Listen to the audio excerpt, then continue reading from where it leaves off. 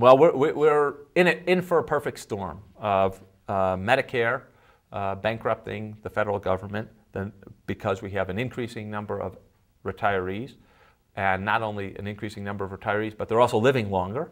I think the average lifespan now, if you get to 65, is 17 and plus more years. That's going to be a huge cost on a shrinking number of people who are going to be able to fund that, who are in the working population. So the increase of costs of Medicare, which is going to dwarf the Social Security problem, increasing number of retirees, and tremendous problems with how to fund that. Secondly, I worry tremendously about the educational system, the primary and secondary school educational system. I don't think we're investing enough. And one of the reasons we're not investing enough is because of so much money is going to Medicare and Medicaid that we have not been spending enough on primary and secondary education. Educated populace is critical for economic growth. It's also critical for a functioning democracy. And I think we need a lot more focus on education in this country, not only primary and secondary school, but even before nursery school and probably early childhood development. That would be a major place of investment, in my opinion. Look, I think we have more than any culture, society has ever had.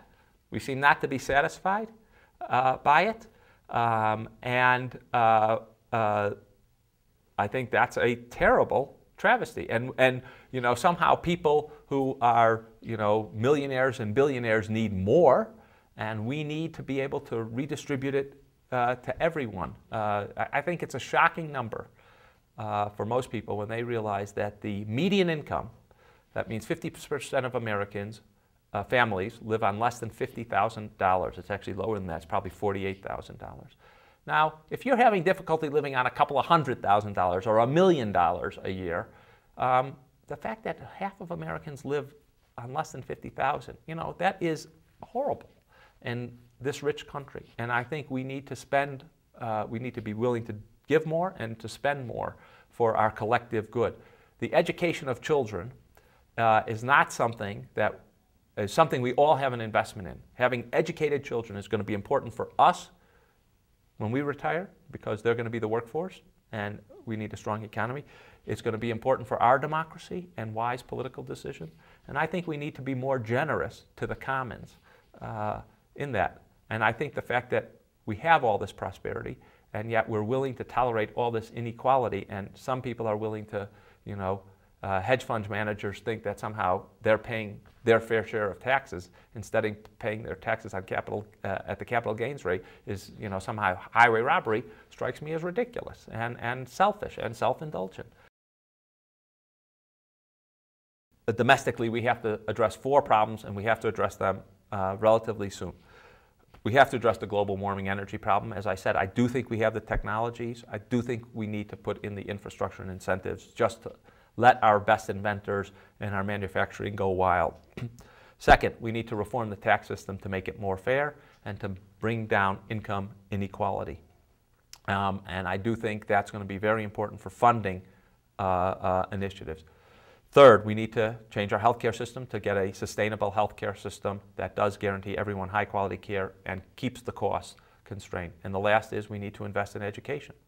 I think those are our 4 big domestic issues.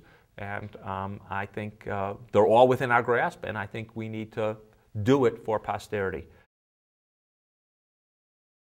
I would say 5 years ago, I was doing some work in Uganda, and I took my kids to Uganda. The family went to Uganda for 3 weeks. Nothing cures your kids of consumption. And the conspicuous consumption of having the latest this, the latest fashion of that, is going to Africa and seeing other people, how other people live.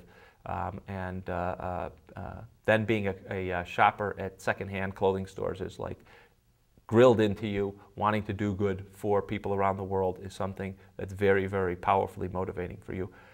I certainly think that's something that I see a lot of kids in this generation of college students being very interested globally and wanting to get involved that way. I think it's got to be much, much more